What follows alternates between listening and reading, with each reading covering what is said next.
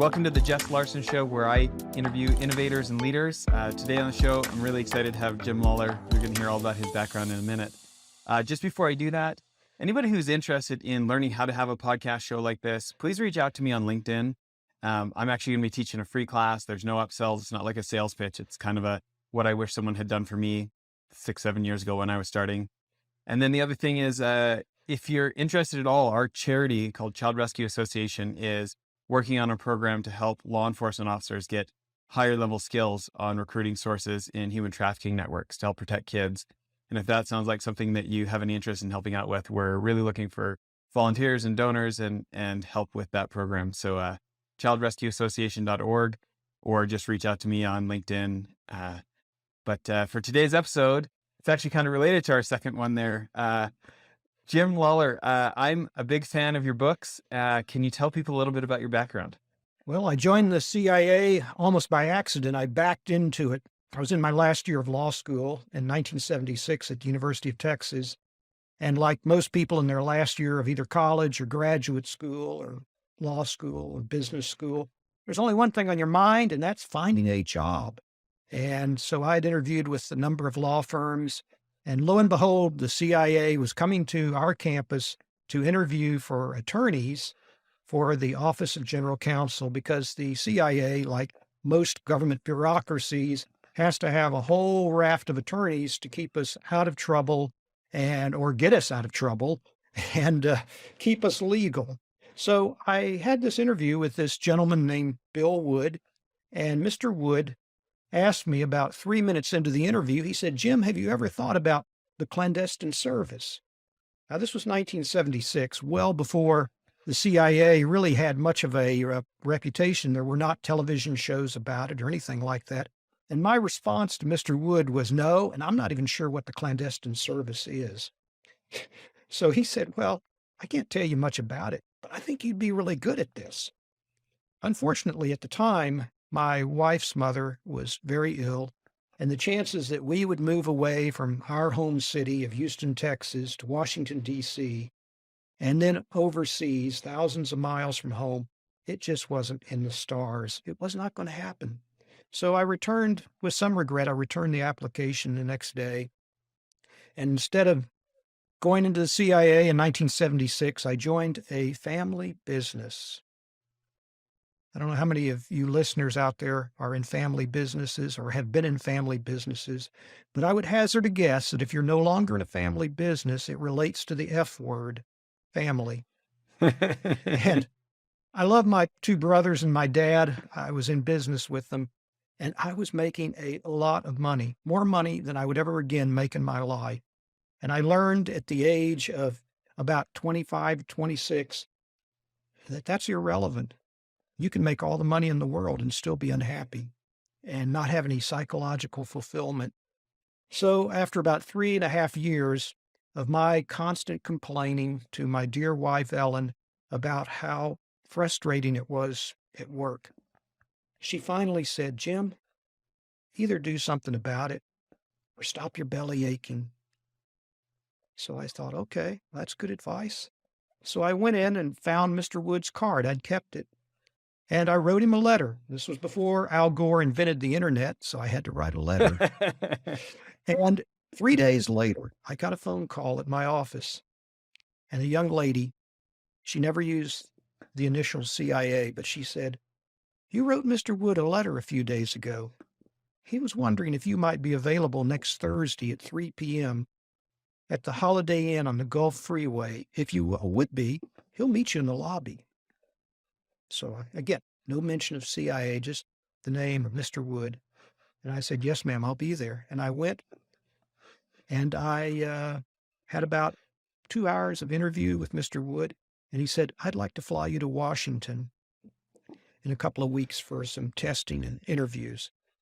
So 2 weeks later, I flew to Washington. They had a whole battery of aptitude tests and interviews with CIA officers.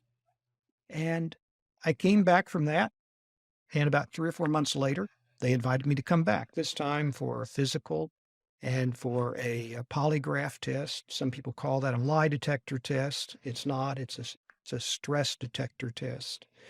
And then they had begun the background checks. And about 3 or 4 weeks later, I got a phone call and said, Mr. Lawler, we'd like to offer you a position as a CIA operations officer. And can you start on such and such a date? And we agreed upon a date in February of 1980. And I packed up the car with my wife, our little Cocker Spaniel. My wife was pregnant with our first child. And we moved to Washington, D.C. for a job that I had absolutely no idea what it involved. Absolutely nothing. I mean, how crazy is that to take a job and you don't even know what they want you to do? But I was so upset and frustrated with the family business. I thought I would take a job anywhere. I mean, make it on the planet Neptune for all I care. I just want to get out of Texas, away from the Gulf Coast. And so on February 19th, 1980, I began my career as a CIA operations officer. And then it fairly quickly dawned on me exactly what they wanted me to do. They want me to manipulate, to exploit, to subvert, to suborn people, to convince them to commit treason, to recruit foreign spies, to persuade them to betray a trust. And I found out that not only was I pretty good at it, but I enjoyed the hell out of it. And I did so for 25 years. You know, we were lucky enough on the show to have a friend of yours, Doug London, on recently, and to talk about his book, The Recruiter.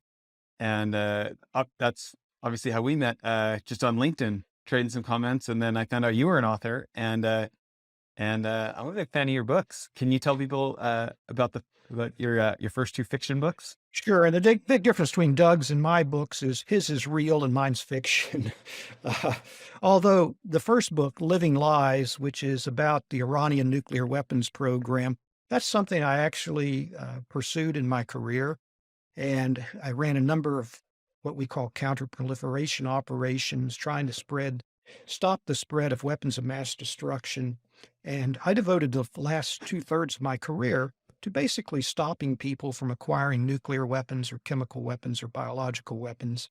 And a lot of Living Lies, my first novel, is basically a thinly veiled depiction of some of my actual operations. And I can't tell you what's the fiction and what's not, but it's pretty realistic. And it is fiction. It took a year for our CIA Publication Review Board to authorize the release of the novel, because I signed an oath, a commitment, when I joined the CIA, that anything I ever wrote for the rest of my life about either intelligence operations or the CIA, I would have to submit to them so that they could judge whether there was any classified material in the story, even for nonfiction or even for fiction. They have to have a right of censor. So after a year, I finally got it back, and they had only objected to 5 little parts of it, a word here and there, a phrase here and there. None of it, in my opinion, was really classified, but since it didn't affect the storyline, I thought, okay, I don't want to fight this anymore. I had a right to appeal, but that could have taken months, and I still could have lost because they have the final say on this.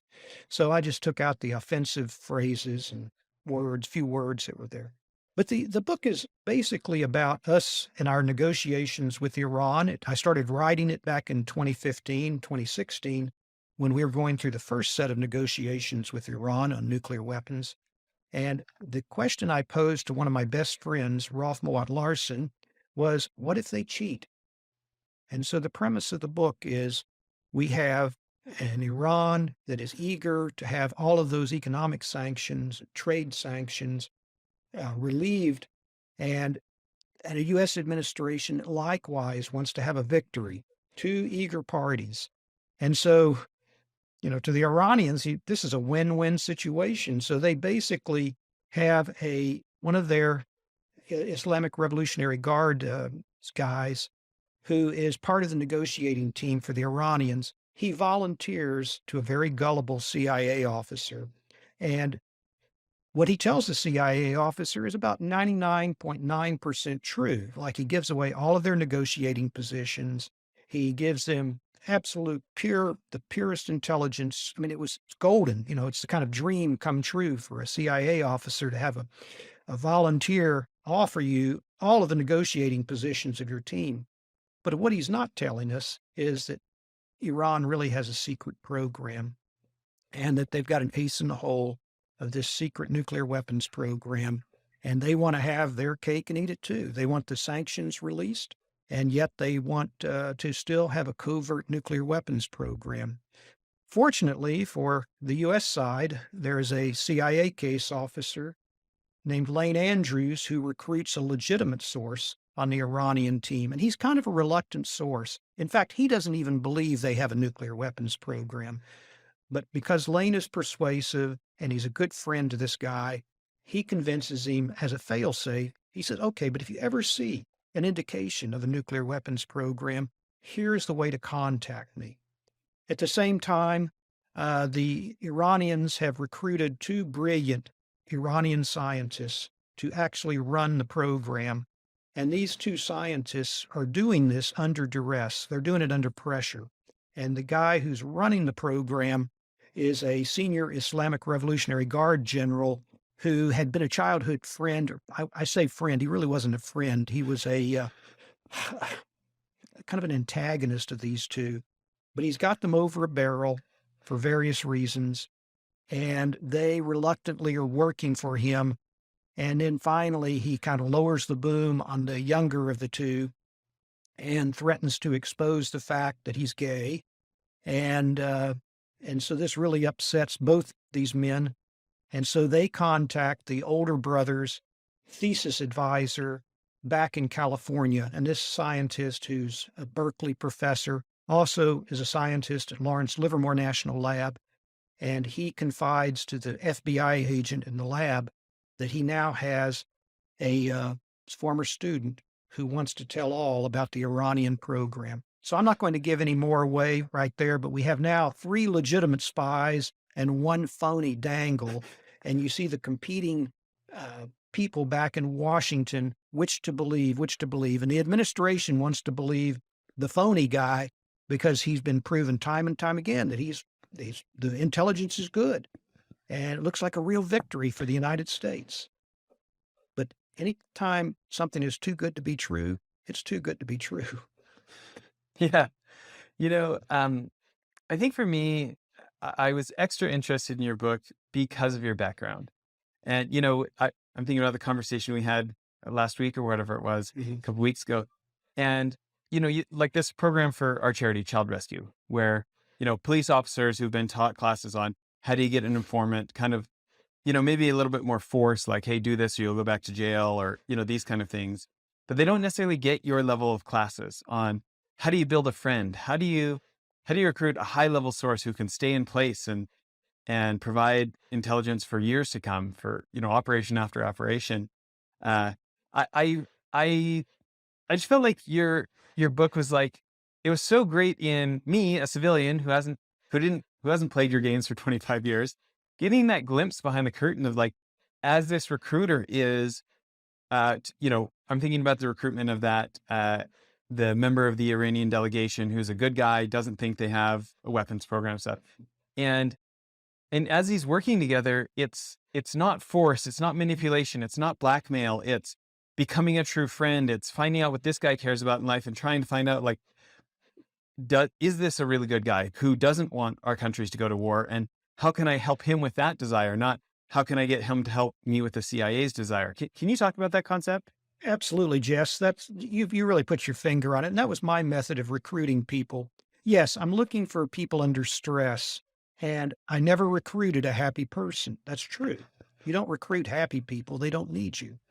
But in this case, and in most of my cases, operationally, I tried to build the fundamental basis of any relationship, which is trust. And I tried to, evince that trust. I tried to look for people that I could help and people who may, share my goals, my goals in life or whatever. And so we have Lane Andrews, the CIA officer, who finds this very sweet Iranian member of the negotiating team And this guy is an expert in health physics, which is very important, yeah, in criticality safety for nuclear weapons and things to make sure that you don't have two masses of fissile material come together to where they can start fissioning uninterrupted. Basically, they won't explode, but they will emit a lot of radiation. And so Lane befriends the guy. They find out that they have a common love of jazz, and they start going to jazz concerts a lot. And they become very close and legitimately close. Lane has genuine affection for Dr. Ali, who is the man that he's met, and he convinces him that he wants him to be the basically the canary in the coal mine, if you will, to tell him if in fact they have a nuclear weapons program. Because Dr. Ali is not a friend of the mullahs. He's not that religious. In fact, he had studied in the States, loved the United States, and had it not been for an accident back home with an older brother that was killed and he had to go back to Iran, he might have stayed in the United States and married a woman that he was dating. And so he's got a lot of affection for the United States and for Lane, and they build that trust. And eventually, Dr. Ali is recruited into the heart of the program, not just the outside part, but the heart of it, because they need a criticality expert, which is what he is. And to his horror, he sees that there really is a nuclear weapon program, and that it's led by this General Al-Borzi, the IRGC general, to his horror. And he cannot imagine, absolutely cannot imagine, the mullahs in Iran having a nuclear weapon. So that gives him a lot of motivation then to work with Lane and the CIA. And he's slowly motivated, which is the way I did it. Sometimes it would take me months to recruit someone. One time it took me 11 years because in the first 10 and a half years, the person that I was developing, we were true friends. We were both long distance runners. We'd go running on weekends. And the first 10 and a half years, there really was not any crack in the veneer, if I can say that, no stress that I could see.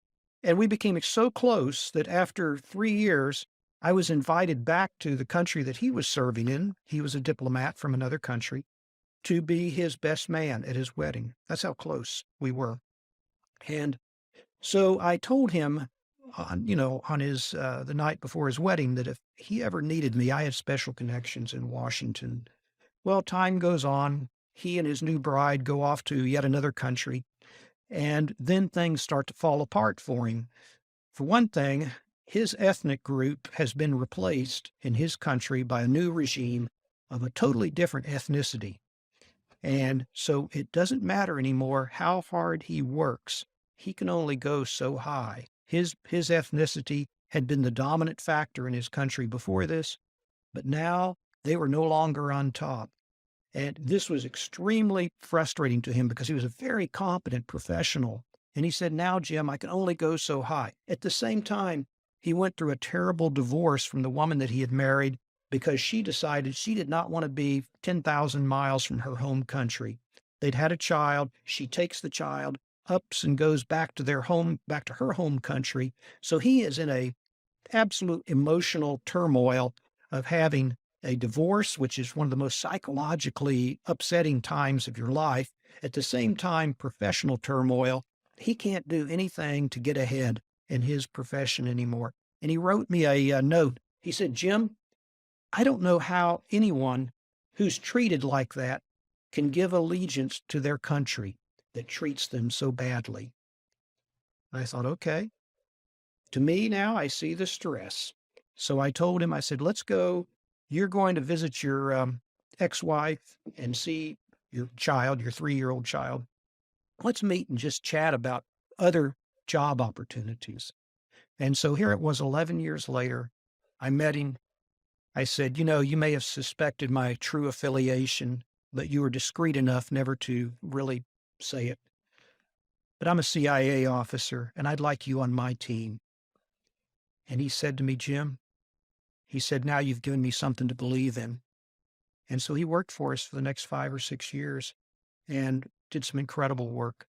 And he eventually retired, resigned from his diplomatic service and started a business which has become very successful. And he jokingly told me a few years ago, he said, Jim, I want to have a picture of you in our business with the caption, our founder. And we still write to one another, and we always sign it, your brother, because I felt so close to him. He in fact, he said it was so difficult for him on 9/11. He had been recruited a few months before that. And he said, here I was in my foreign ministry, and I was watching those twin towers burn and crash to the ground. And he says, I got so emotional. He said, I was crying. And my fellow diplomats there were wondering, why are you crying? These are Americans. It's not us. And he says, I almost gave myself away because he says, now I'm on your team. So, and Wow. that's basically how people can psychologically balance the fact that what they're doing is espionage. They're betraying their country, but they feel like they've been betrayed first. In his case, the regime had changed. It was no longer his team. He was looking for a new team to be on, and it was my team. And that's, unless you're a pure narcissist or sociopath, you need to be able to psychologically justify something like that, a radical move like that. And by my saying, you're on my team now, I want you on my team. And he had genuine affection for me. The same thing in my book, in Living Lies, where Lane basically convinces Dr. Ali, I want you on my team. And Ali had been alienated by the mullahs and by this General Alborzi, the IRGC general. I have so many questions about that. You know, there's one principle there. I'm thinking about Lane in the book, but I know it's in real life. Doug and I talked about this when he was on the show. You know, we talked about this idea of like, really good analysis going in and what, how good was that assessment? Is this really the right person to be talking to, and how that sets up so much. And then could they engineer the bump where we are going to be in the same place at the same time or, have this initial interaction. Right. And then, the part I was asking Doug about is like, okay, but now what? Like, how do you get them from we met to can we meet again? Ideally somewhere out of the public eye. And obviously, your professionals in the book do it. And I know it's got to be based on your own expertise, but that moment where it's like, it just feels like a high pressure moment of like, hey, I have to go from meeting you to, hey, can we do this again? It requires creativity, which I like. I enjoy that, coming up with a plausible reason why not only how you meet someone, but then, as I jokingly say, getting that second date, getting the next time around. Now, in the case of my friend that I was referring to a moment ago in real life, I just decided, he's fairly new in town. I was new in town in the city that we were serving in. So I'm just going to cold call him, Okay. I cold called. I said, look, I'm new at the American Embassy. I noticed you had just newly arrived. How would you like to have lunch? He said, sure. So then when we were at lunch, turns out we're both long distance runners, and runners typically love to have somebody else to go running with. Now, there was a big difference between him and me, unfortunately. He's a world-class marathoner and I'm not. But what that allowed me to do is I had to run and I had to shut up and not talk. I couldn't talk because I was breathing so hard. But then that just allowed him to basically talk and talk and talk. And he was a very sociable guy. And we built a great friendship just on our common love of running. Now, in the book, it's a little more accidental. Dr. Ali actually backs his car into Lane's car and is, worried because here's his rental car that he's put a little tiny crease in, and he's afraid that the guy behind him is going to report him to the police, and this is going to get him in trouble. And Lane looks at him and says, he says, we can just rub this out and, come on, don't worry about it. And so that gives Lane the pretext. I mean, that's a very opportunistic thing, but things happen like that. And so that's when he says, well, let's go have a cup of coffee and maybe some dessert or something. Because he notices Ali's a little pudgy. He likes his sweets. And so he takes him off, and then they discover a common love of jazz. It's trying to find some commonality with somebody where you can continue that relationship. I've had, another thing I did, I actually learned a lot about jazz when I had heard from some of my fellow officers who had spotted we'll call him a target, who had incredible access to some information we needed. And these particular officers, my colleagues, could not approach this guy because they were under such deep cover that their cover status would not allow them to eventually pitch and recruit the man. But they told me some fascinating information about him. First off, they told me that he was he was going through a nasty divorce. Again, I'm a specialist in this, so much so that headquarters at one point nicknamed me Dr. Divorce because you're going through a divorce, you're emotionally wrought out, you're financially wrought out, and psychologically you're adrift at sea. And so if I'm in your area and know you and I know you have access to something I need, I'll become your best friend. Well, I knew that this particular target was going to be going through a divorce. I knew that he was a big lover of jazz and of Woody Allen films. And so I went to a public talk that he gave. We got notice that he was giving a talk and public lecture. So I went to it. I sat right on the front row. And after he finished his talk, I went up to him. I congratulated him on what a brilliant talk it was, and then asked him if he would like to go to lunch with me at a very well known, highly rated restaurant in a couple of weeks. I also knew that he was a fancier of fine food and wine. So he said, sure. And this was a Michelin starred restaurant that everybody would be dying to go to. So I asked him to that. And it didn't take long for us to get into a conversation of what we do in our spare time. And I said, oh, I just love to listen to jazz, Miles Davis and all the famous jazz artists, Art Popper, Art Pepper, all these guys. I just love these guys. And he said, oh man, that's some of my favorite music too. And then, in my spare time, I like to go see Woody Allen movies. And he's thinking, I've met my long lost twin. And so, you've got this commonality, and it didn't take me long, a few months to basically, recruit him. I knew he was under having financial problems. So I put him on a referral fee. I used to call it either a referral fee or a stipend to help him through a hard time. He was helping me by providing me some insights into some highly critical negotiations we were going through. And so it worked out. And like you said, Jess, earlier, I never, ever used coercion. I don't want to have a source that's basically a rattlesnake in my back seat as I'm driving down the street. I want the person that I'm working with, my covert asset, I want him to be, him or her, because I've recruited women too, to be highly motivated, to want to please me, to look forward to the next meeting with me, to see this as a plus. And to me, that was always much more important. Now, has the agency used coercion or blackmail or threats of blackmail? I'm sure we have. But I find it not so much morally reprehensible as just distasteful because I don't want that. I want people to want to do this. And you just find out that if they're highly motivated, it's much better.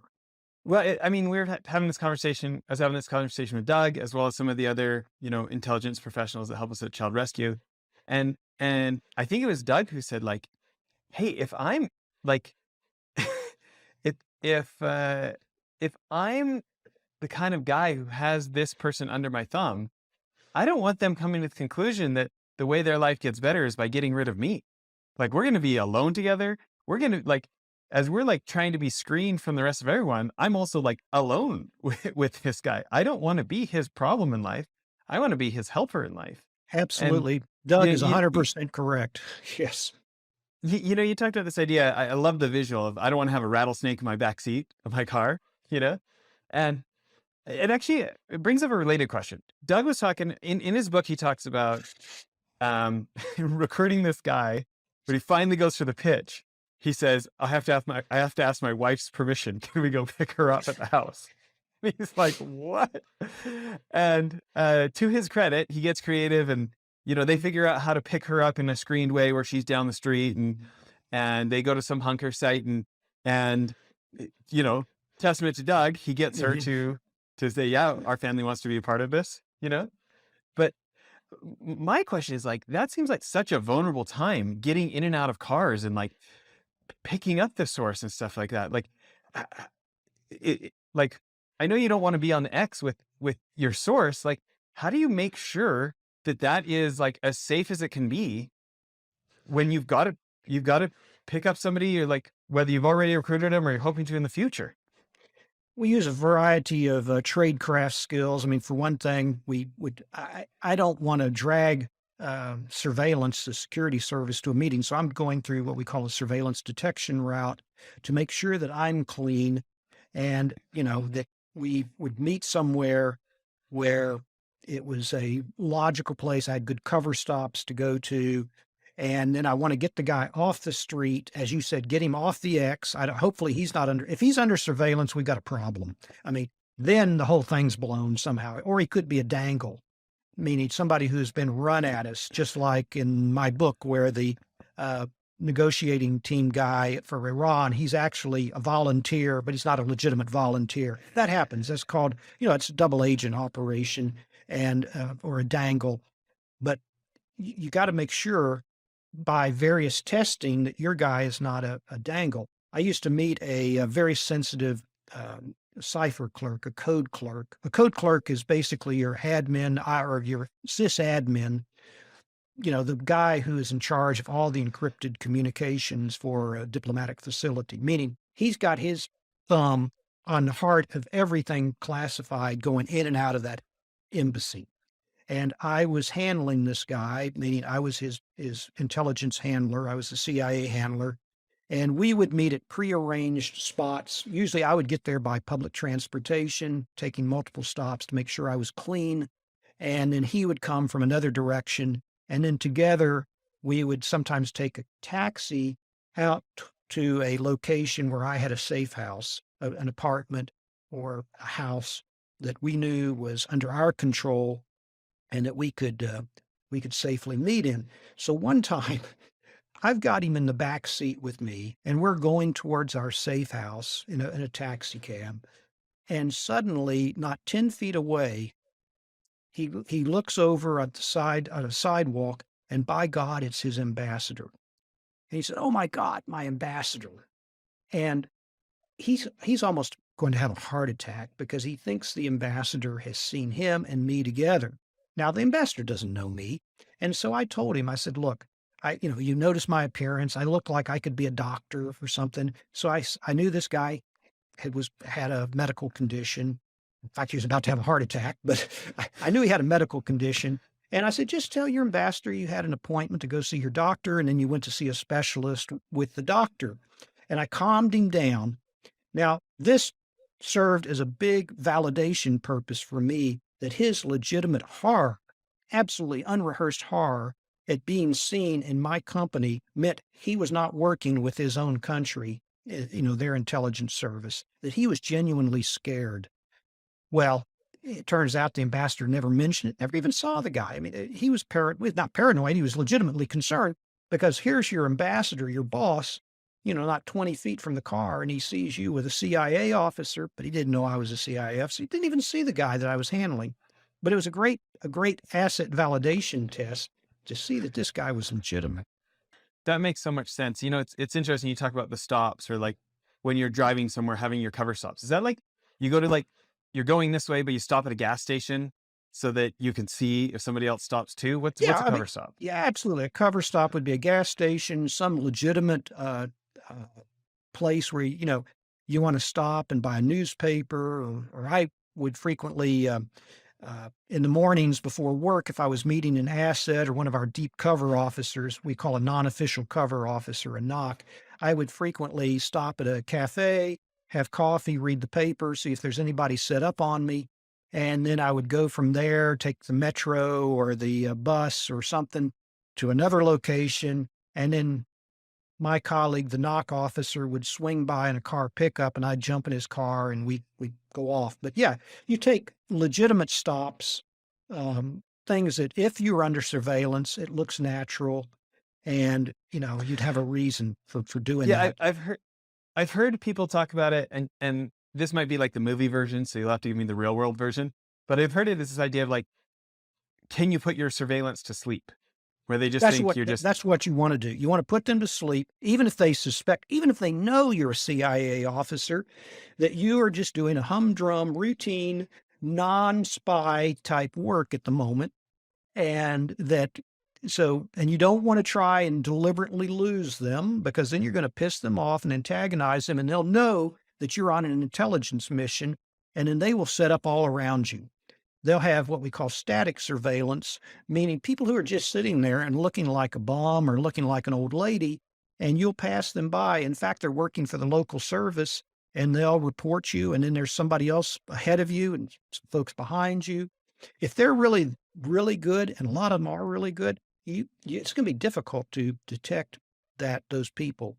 So you don't want to piss them off. You want to, put them to sleep, really, just like you said, and go out at, make it look like it's a real legitimate thing you're doing. and when you talk about that, like you have the coffee, you do these stops, these things that could seem like just part of a regular day, and then your knock is coming by and you're quickly hopping in the car. Is that like what Doug was saying, where it needs to be like a screened location where it's like they're around this and you just make this corner so when they come by, you hop in and it seems unlikely for them to think that car could have picked you up, or how does that work? Right. No, exactly. So I would be concealed. I would be screened from anybody out there. If for some reason I missed the surveillance, then they would never see me hopping in the car and taking off. And of course, my knock, he would be looking to make sure that we aren't being followed as well. And the timing has to be, synchronized to where basically it's plus or minus a minute or so. So you've got to be, judge it to where you get there on time, he or she gets there on time, and you've got it synchronized where then you go away, because the longer you're, hanging around somewhere, you look too suspicious, then the more you're going to draw surveillance or security folks on you. And is the drop off kind of the same, or drop off's different? No, it's the same. We want to make sure that you're dropped off, somewhere where you're out of sight again. Um, I did a few car meetings. I actually preferred to have either a hotel room or a safe house somewhere where we could have more extensive conversations, totally out of sight. Now, sometimes you don't have time for that. You do what we call a brush pass.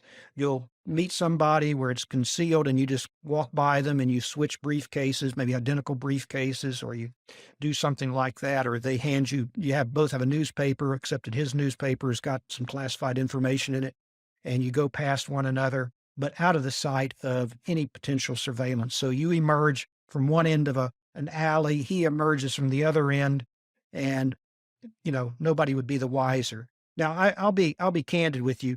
Doug London is much better at this than I am. There are people who are wonderful street guys, and he was a consummate street guy. My strength, I did that a lot. My strength was always the recruiting, the human side. If you put me after a target, I'm going to get the target. This all makes so much sense. Like I think the movies love so much drama, or like so many folks in fiction espionage, like the drama, the fun, you feel like in another world. And I remember Doug saying, like, you don't want to meet your source in a dark alley at 2 a.m. Then you have to explain what you're doing in a Right. dark alley at 2 a.m. with somebody you Right. supposedly don't know or whatever. Right. Like, I mean, the safe house makes tons of sense. What about hotel rooms? Like Doug and I didn't talk about that. What's complicated? What goes wrong? Like, what do you have to do to make sure that goes well? Okay, so I was maybe in a large city somewhere where I would meet we would prearrange that the meeting would be, say, a large, maybe 12 or 15-story hotel. And I would have the guy, not knowing which room I would be in, I would say, just meet me on the 6th floor near the elevator, and I will then pass you the key, an extra key, or I'll tell you the room and I'll go on up and you come on up. Um, and that was, we would do it in a large hotel. I might be registered an alias, so I don't want to be in my true name. If the local security service, they know who I am, and they don't want to see popping up, well, Mr. Lawler's over at the Hilton or at the whatever, or the Waldorf Astoria. I don't want that. So I would maybe go in with an alias document and register an alias, and then meet my source on a certain floor, and then we would go up and we could be relaxed, and I want to control the environment.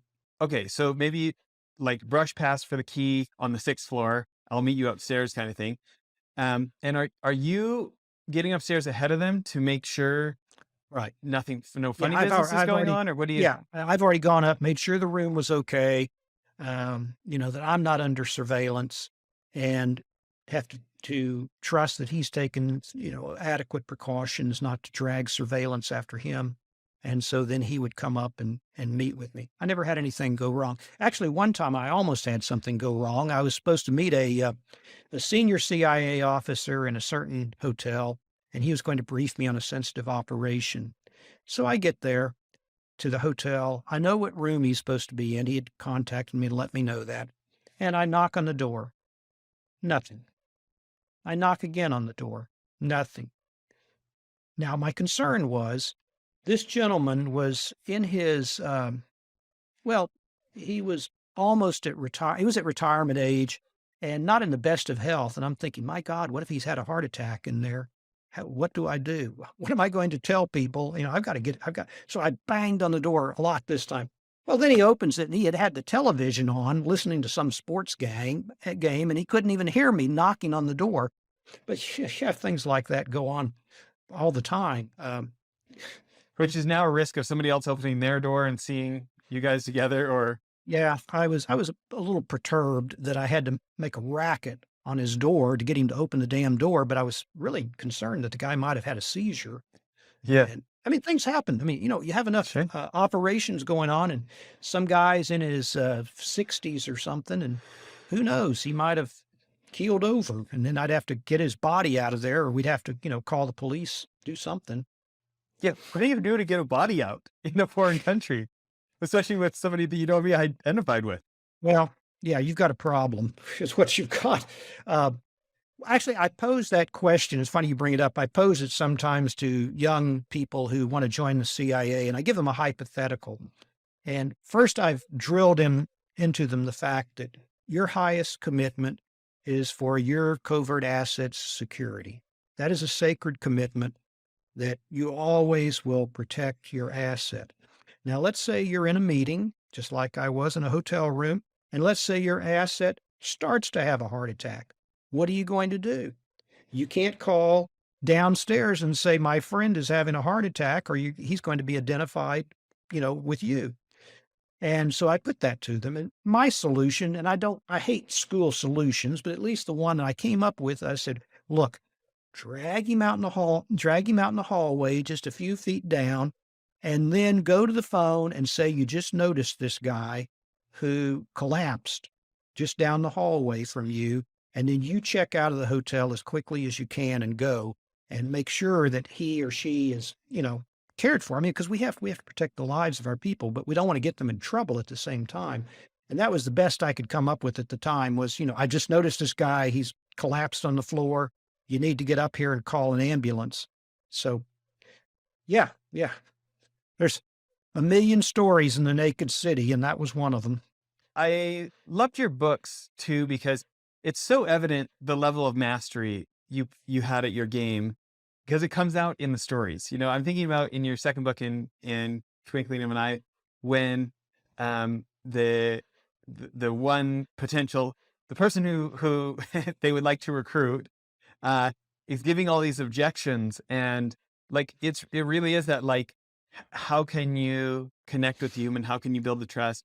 I think Doug called it sparring, like stop, pause, like reiterate, or I can't remember what the R was, but like this, like where they have a legitimate concern, but we have to help them get over it, and but we can't stray into force. It's like it feels like a dance or something. Can you talk about that? Yeah, it is. I've had people. I had one guy one time. He said, "Well, what do you think I should do?" I said, "Well, I think you should do it. Work with me." Some people just want to put the decision off. Now, and a lot of times sometimes we don't come out and say, I'm really a CIA officer and I want you to work with me. Sometimes we do. It depends on what we think is palatable for them. Sometimes it's best if they're giving us good intelligence, and I've been not using the 3 letters CIA, but I've been referring to my organization, or I might call it, my agency, and I don't really want to rub their nose in the fact that they're now a CIA asset. although sometimes that's a big draw because we are a very powerful organization.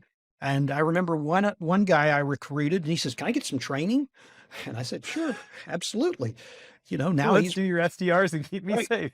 Well, yeah, he wanted SDR training and things like that. He wanted clandestine tradecraft training, which was good because he was doing some dangerous things for us, and so he wanted to be part of the team and get the training. He was probably one of the best natural spies I ever recruited. He was a Why? total natural. He Yeah, just what had made him good?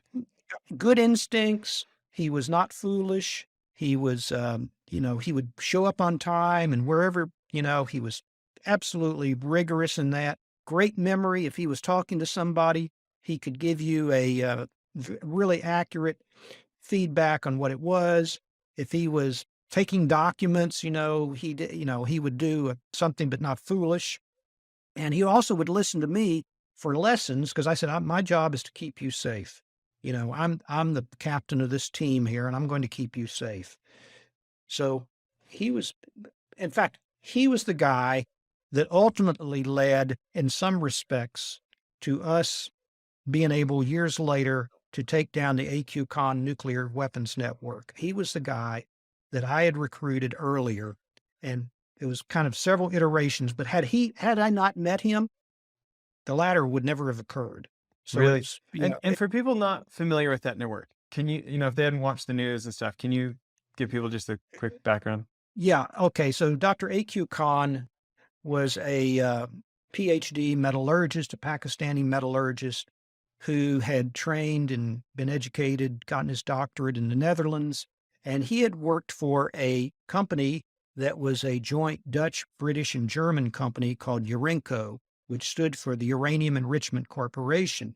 Because with all the nuclear power plants in the world, there's a big demand for low enriched uranium. This is uranium 235, which is enriched to about 3.5%, roughly 3.5, 3.7%. Not high enough, nearly high enough for a weapon, but you got to have the feedstock for basically the nuclear reactors that produce the power. It's a totally legitimate and very lucrative industry. Well, the thing is if you use their method of enrichment, uranium enrichment, centrifuge enrichment, if you run that uranium hexafluoride gas a number of times through the centrifuge cascades, you can go from the 3.5% up to 85, 90%. So you get up to weapons grade. It just requires pumping that gas more, times through the centrifuge cascade to where it continually enriches. It takes it from low enriched up to highly enriched uranium. And so he was privy to very guarded and proprietary designs for ultra centrifuges that are used in uranium enrichment. Well, India had tested a nuclear weapon in the early 1970s. I can't recall if it was 70 or 71, but Pakistan was their mortal enemy. And President Bhutto of Pakistan had remarked, "We will eat grass if we have to, but we're going to have a nuclear weapon." So Dr. Khan he was Pakistani, he contacts the folks in Islamabad in Pakistan and offers to bring these highly sensitive designs for ultracentrifuges to Pakistan so that Pakistan can have its own uranium enrichment effort. He does so. In fact, Dr. Khan was a highly charismatic individual. He had all these Europeans that were friends of his that would supply him with these restricted designs and components. And so he ups and moves back to Pakistan and forms a plant that initially was called the Engineering Research Laboratory. But ultimately, a few years later, it was renamed the Khan Research Laboratory in honor of him because he gave Pakistan the ability to enrich uranium up to weapons grade, which then led them to be able to have their own nuclear weapons program. And he was doing that for Pakistan. Okay, that was troubling enough that Pakistan was now manufacturing nuclear weapons right next door to India, which had its own nuclear weapons. But to make things much worse, because there was an operation that I led, we became aware that he personally, Dr. Khan personally, was now peddling those designs for those centrifuges for uranium enrichment to the Libyans. Now, Libya, if you recall at the time, back in the late 1990s, was a state sponsor of terrorism. So this was the sum of all fears that Libya, with that maniac Gaddafi, would develop nuclear weapons and have these, and so the operation that I led basically penetrated the con network, and then we brought it down. And for people not familiar, which terrorist groups was Gaddafi most supportive of? Actually, his own. He was not a fan of Al Qaeda, but that's the Yeah. mistake. That's a mistake. He was not, but he would dally with a lot of European terrorist groups like the Irish Republican Army, like the Red Brigades. There were a number of Baader-Meinhof or Baader-Meinhof, absolutely. And in fact, his Libyan intelligence agencies, they're the ones that were responsible for the bombing or for the destruction of Pan Am 103 that killed a lot of Americans and a number of people in Scotland. They had blown up a disco in Berlin. He had his own, and Libyan intelligence officers who were terrorists. So it was state terrorism. But no, he was not a fan of Al Qaeda, those groups. He had his own terrorist groups and giving support to European terrorist groups. I think maybe the next subject I'd like to talk about is you think about your specialty, the human aspect of all of this. What do you think that you did that not all case officers did? Like what did you put in the extra work for that maybe wasn't as common? Okay, well, there's a number. I have actually courses that I teach on this, and I have one slide where I talk about the 10 secrets to good recruiting, and there's a number of them, but I'll just list a few here. For one thing, to be an extremely good listener, you don't recruit people when you're in transmit mode. You recruit people when you're listening and are patient. And, I'm a slight extrovert. Typically, good recruiters are either slight extroverts or slight introverts. I have two brothers. One of them is an extreme introvert. He won't talk to you. And my other brother is an extreme extrovert. He'll suck the oxygen out of the room, and he kind of intimidates people. I'm in the middle. I can go either way, slight extrovert, slight introvert. So being a good listener, understanding people's stress. One of my talents, I think, was I could recognize stress in people. I used to be a rock climber, and I asked my students sometimes, okay, if you're a rock climber, how do you climb the rock? And the answer is you look for the crack systems so that you can put your fingers and toes in the cracks and go up the rock. You can't climb smooth rock unless you're a fly or a lizard. You have to look for the cracks. And people are like that. If you study people long enough, you'll find the crack systems in people. What the stress. Like what's an example? Okay, the stress may be their marriage. The stress may be they hate their boss. I've recruited people who, unbeknownst to me, the reason I was able to recruit them was because absolutely despised their boss. The boss was taking credit for everything they did, and they just couldn't stand it. And that was their way of getting back. For Child Rescue Association, we're doing this fundraiser now to pay for some intelligence folks to teach this to cops. For the officers, as they're thinking about this, they want to recruit somebody high level in one of these criminal organizations that's selling kids. They're probably, one of the large gangs or cartels or the Hells Angels or who knows, right? One of these groups probably selling drugs and kids.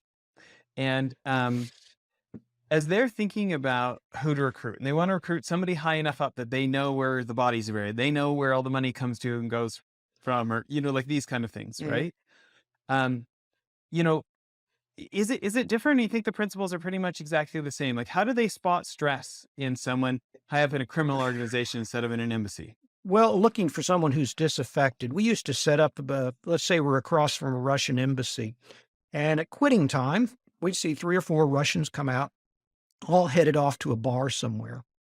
And maybe about 3 or 4 minutes later, one guy would come out all by himself. Well, guess who we're going after? We're going after the one who's the straggler, the person who doesn't quite fit in. So if you can look for someone who doesn't fit in to the team, then that's the person to go after. Or somebody who's pissed off because the head of the gang might have intimidated him, might have slighted him, and embarrassed him in front of, how embarrassment is a horrible thing.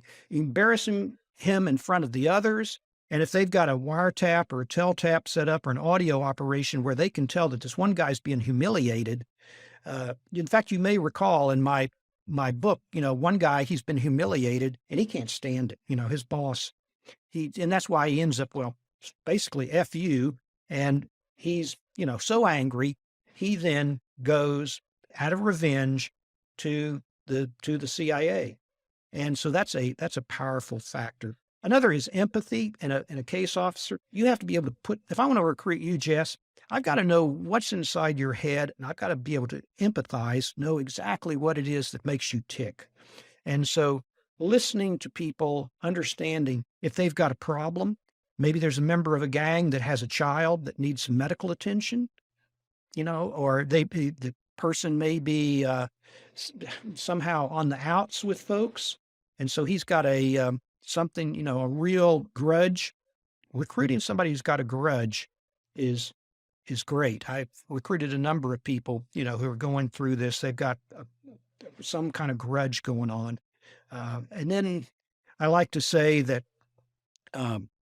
you asked about a good case officer versus maybe a mediocre case officer. I give examples of this. You have to be able to know that not every pitch that you give is going to be accepted. In fact, if you're afraid of being turned down, and if you've never been turned down, you haven't pitched enough people, because you have to constantly probe what you think is possible. And it's like if you're a card player and you bluff, but you've never had your bluff called, you haven't bluffed enough. You need to keep to where you kind of know what your limits are. And then the other reason, what do you think a good closing ratio is for a recruiter? Well, mine was over 90%. Wow. So some maybe north of that. In fact, in the latter years, it was probably close to 100%. What about for early? You know kind of how this is going to go. Early on, it was probably more in the range of maybe 60 or 70%. And then I had one guy, he turned me down, but he said, well, can I have a rain check?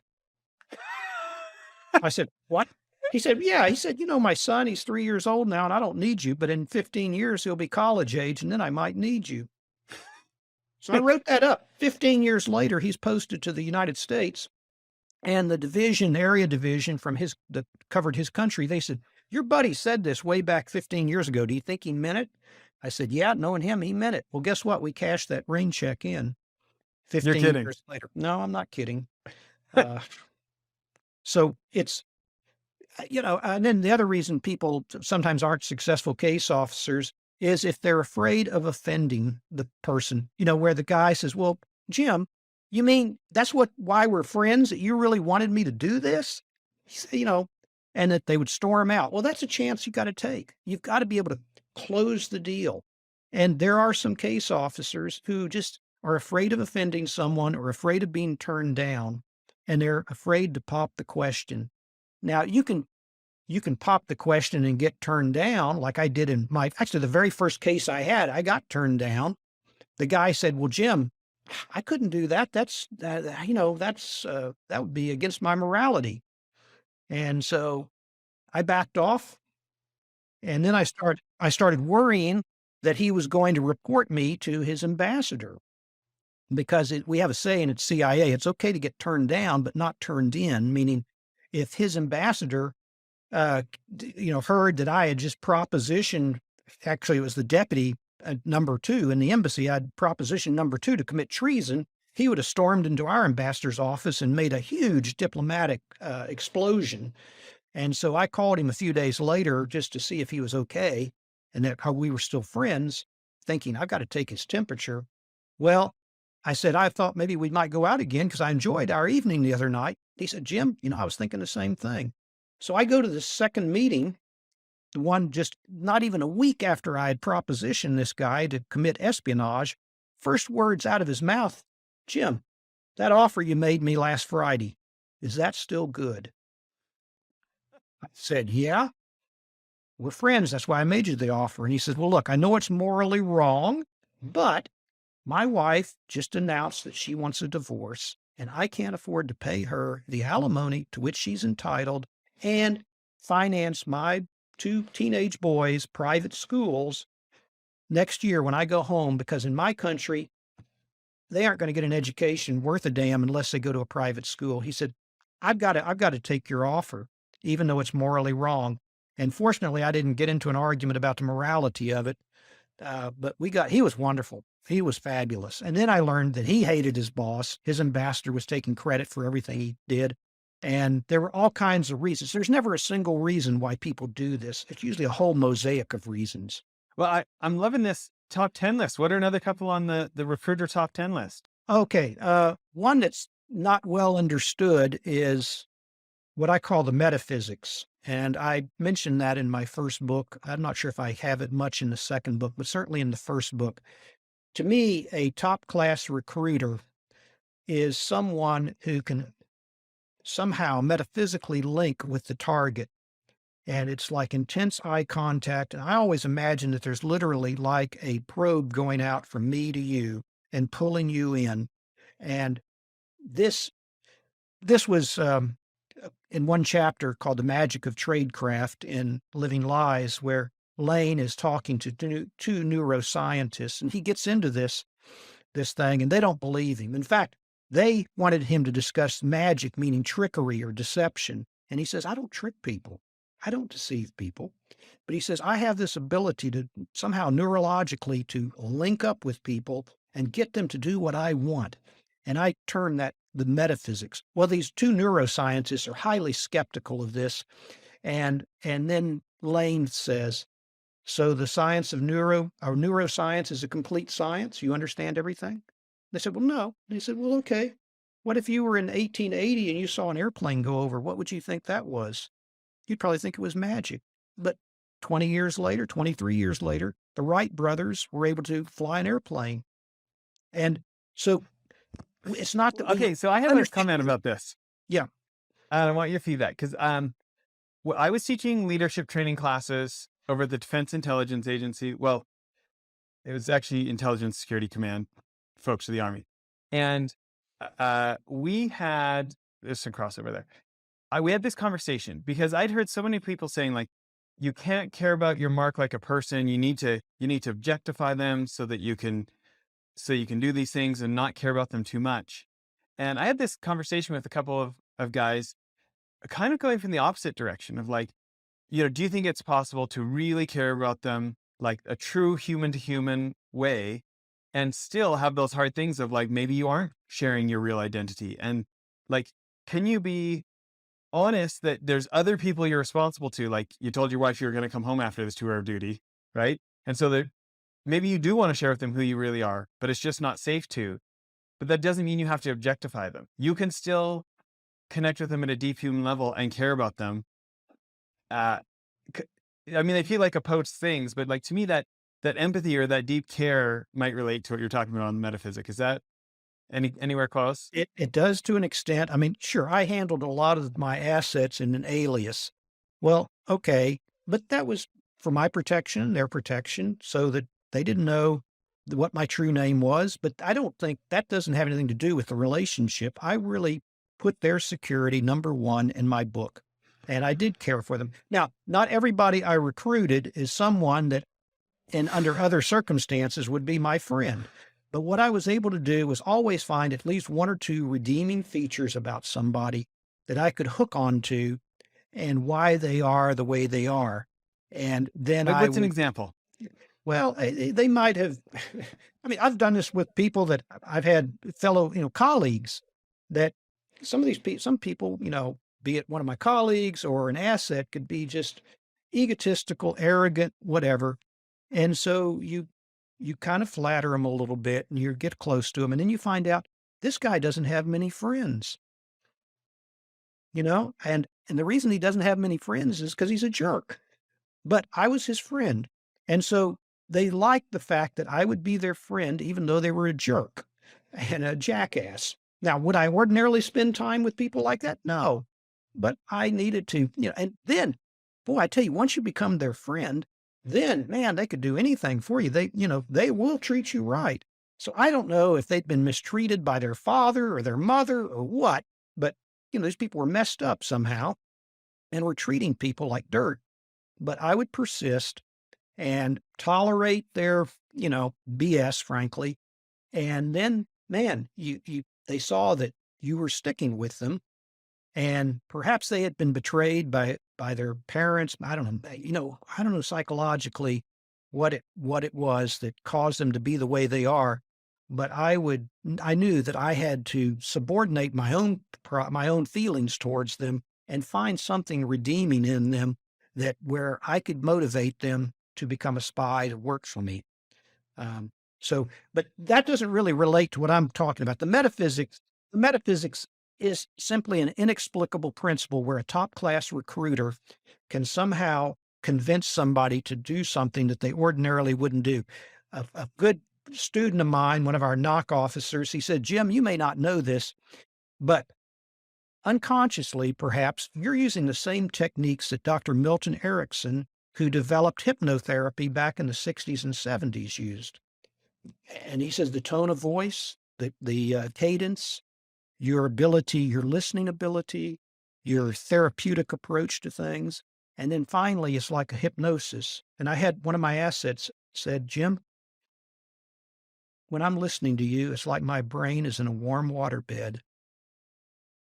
And I feel like I can tell you anything."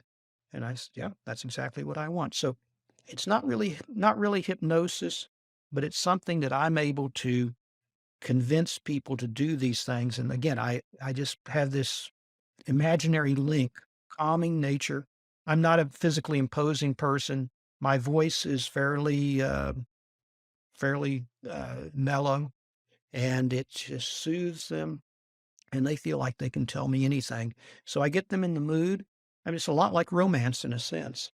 And I get them in the mood, and then they're telling me their everything. They're pouring out their heart to me because I will listen and empathize. But ultimately, the metaphysics is something just, it's like watching a gifted athlete who's running, and in that last 50 yards or so, they go into their kick and it just becomes a blur. And if you watch a top class case officer, I mean the top 1 or 2%, like Lane Andrews in my book, when you watch them or listen to them, they're bending time and space. They are actually doing what is impossible. They're getting this person to do things that they ordinarily wouldn't do. What do you think that those top 1 or 2%, what are they doing to achieve that level of mastery? Well, they're confident. Confidence is a big thing. We interviewed a KGB defector one time and asked him, "How could we recruit more people like you?"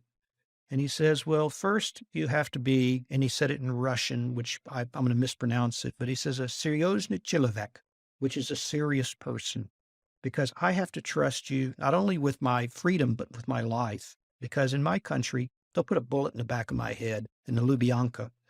And he says, you have to be a serious person, and I have to perceive that you are a serious person. You take this seriously. Your tradecraft is top class, and that you have my best interests at heart. So being a serious person and not some, scatterbrain, you show up on time, you take this seriously, and you're passionate about it. There's other things too. Not pushing people, and not lying to people. Sometimes people say, "Well, CIA officers are trained liars." Not really. I don't lie to people. I may not tell them 100% of what's going on, but if they said to me, "Jim, can you guarantee my safety?" I'm not going to lie. I'll say, "If you follow what I advise you to do, we will do our damnedest to keep you safe, and we will go to hell and back to protect you." And we will. We will do that. This is a commitment that I make. I make it on the behalf of the Director of Central Intelligence, on behalf of the United States of America. And if I give you my guarantee, we're going to get you out of trouble. And if you noticed in my book, well, actually both my books, the agent is in trouble. And in both times, CIA on one hand, FBI on the other, they go to hell and back to get those people out of trouble. And that's a sacred commitment. Well, I feel like that's like a recruiter masterclass, just what that Russian, that ex-KGB officer said. Like, you Right. know, can somebody check that list? I love it. What's another one on the list? Let's see, we've covered empathy, covered listening, covered, creativity. Creativity, having, being creative, being flexible. not pushing people too fast, too far, too fast. Don't come out of a meeting thinking I've got to recruit this person the next meeting. Being persistent.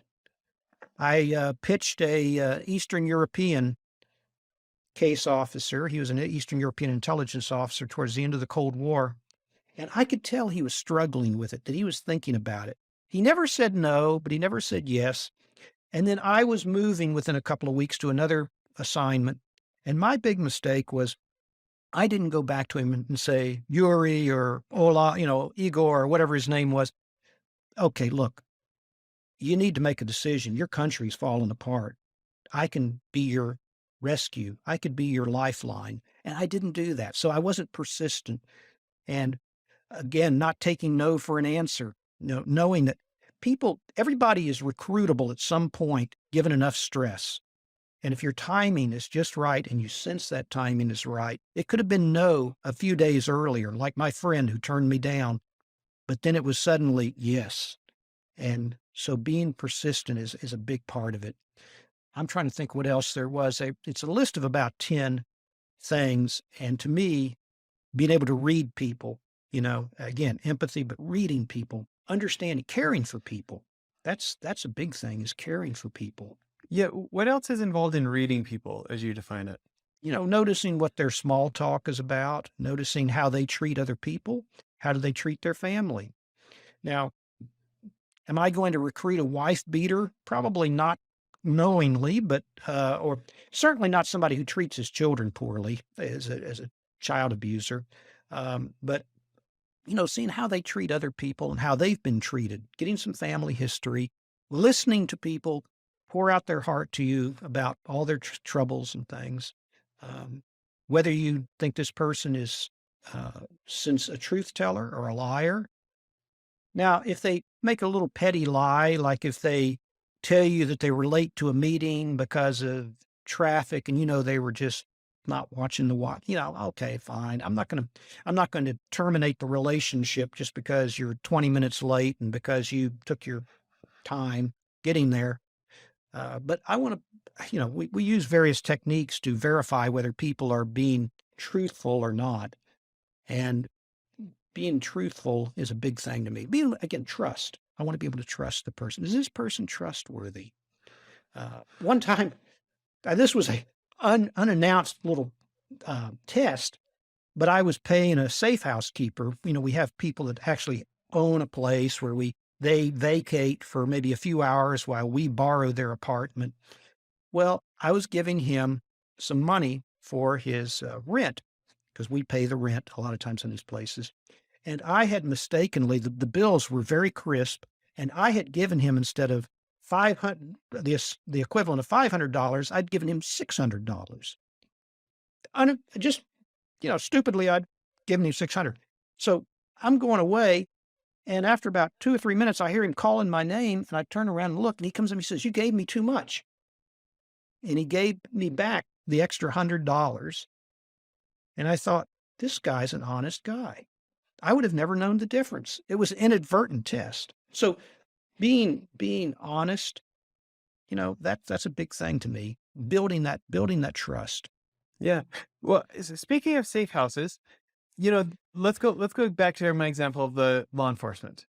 They're somebody from the gang or whatever, whatever organization it is that's renting out kids, right?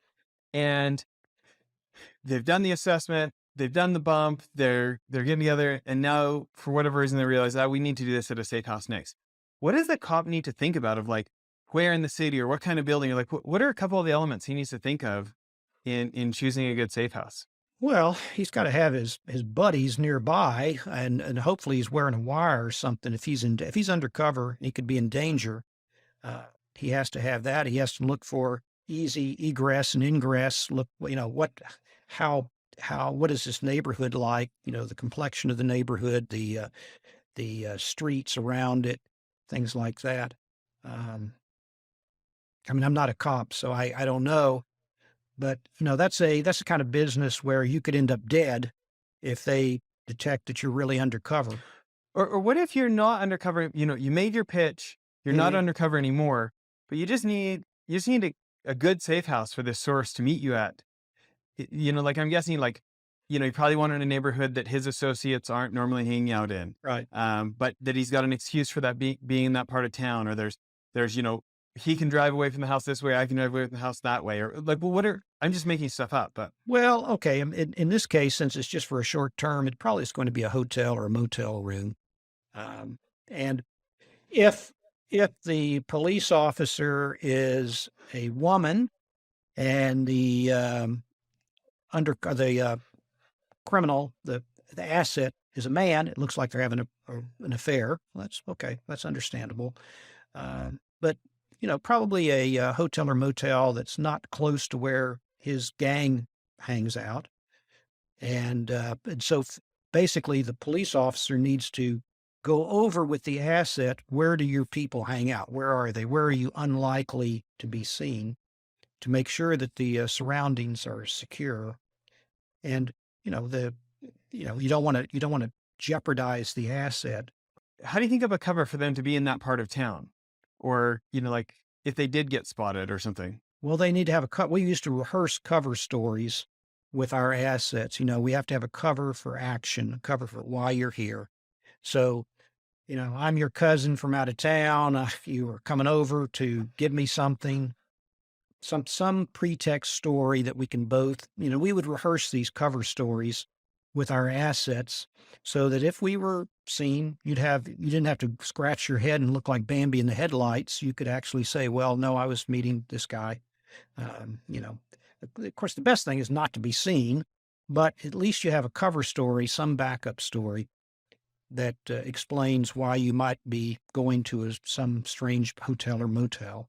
And when you said probably a hotel or motel, is it because a safe house is something you're going to be using long term, It could be, or you're yeah. going to be meeting there repeatedly over the next few years or something? Well, not years, but we would, I would usually recruit somebody as a safe housekeeper. It could have been a student. It could have been, a college student or somebody in graduate school, or it could have been another person who would then vacate the apartment on a given day. I'd say, I want to use it between, say, 7 and 10 o'clock. And therefore, you be gone and I pay the rent. It's a good deal, and it's non-taxable income for the safe housekeeper. I mean, I've got people that I've done this with. Man, it's a sweet deal for them. They just have to be gone maybe one day a month, and they get free rent. And I've got a safe house where I can securely meet the asset. Yeah. Well, I want to keep talking all day, but maybe we should just have you back on the show.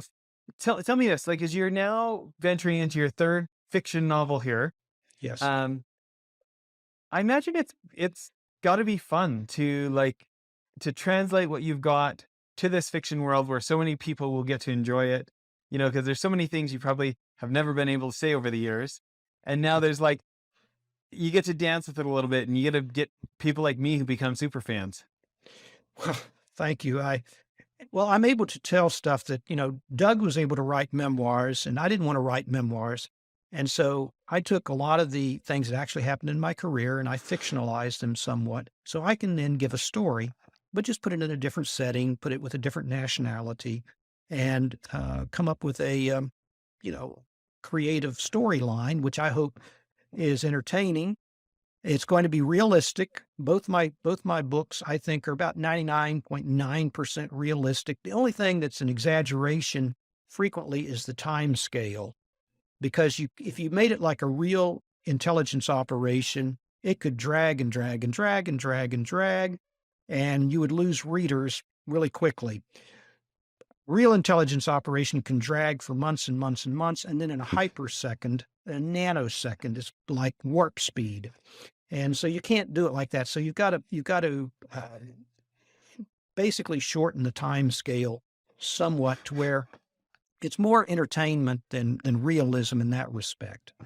But I'd say 99.9% of the events in both my novels are things that either are plausible or they actually happened to me. There's a number of scenes in books where this is just a replay of a scene that actually happened. And then I included people, good friends of mine, as some of the main characters, because I really respect and admire these people. I have a good friend, Paula Doyle. She's a wonderful was a CIA case officer. She's the model for Paula Davenport, who is director of operations in both the novels.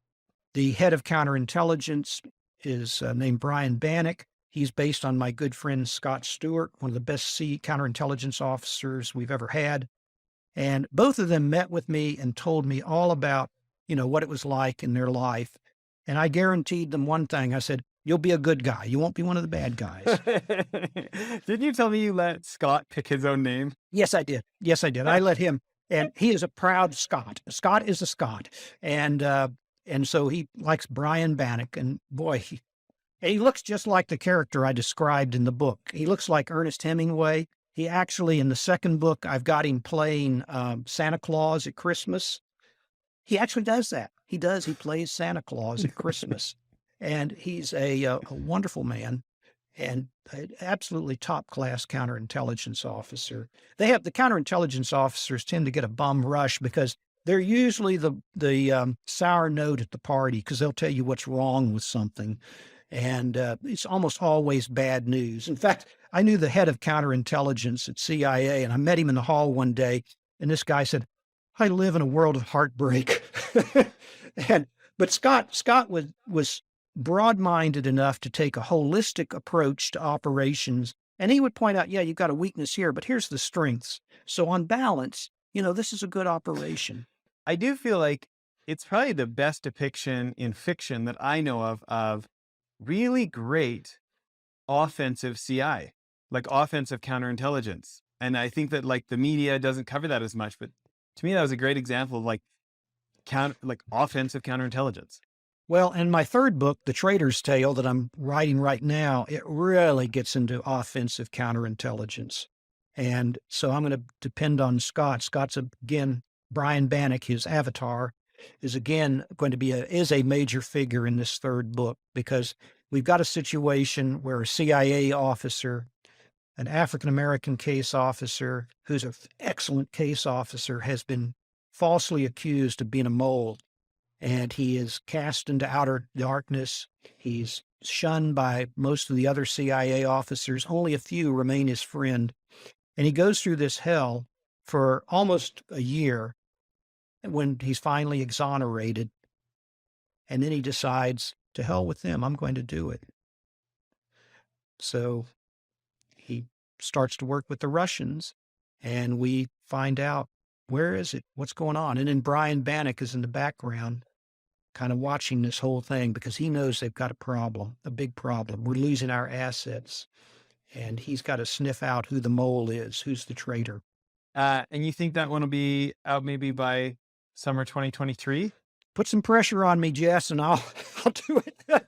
You need to send a 300-pound guy with a baseball bat over here and make me write those books, write those pages. No, I already told you got to read The War of Art by Stephen Pressfield, Deep Work by Cal Newport. It'll help.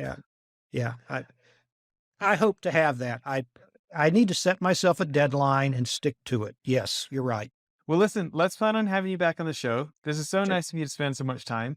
And from me, like I'm an American born abroad, American citizen, born in Canada. And I love the US. I think if you're willing to take personal responsibility for yourself, like there's no better country in the world for your past doesn't have to determine your future. Like, I just think this place is amazing. It actually drives me nuts. All sorts of Americans who complain about America. Like, we're not perfect, but I mean, like, look at who else wants to run the world. Iran, North Korea, Russia, China. Like, one of these things is not the same. You know what I mean? And, I look at... Absolutely. And there's much more upward social mobility in the United States than there is, and even in Europe. I mean, it's when we lived in Europe for 12 years, you were born into a certain class, you basically stayed in that class. And that's not true in the United States. It's, I think, much more of a meritocracy. I look at the way of life that I get to live, the safety for my kids, and it's people like you who go spend 25 years or more in all sorts of far-flung places doing the hard things, the dicey things, that put your life on the lifeline things. And I just want to say, I appreciate you. So thanks for doing that. Thank you, Jess. I appreciate what you just said very much. And I know my colleagues do too. thanks again for doing this, and thanks everybody for listening in. My pleasure. Bye, everyone.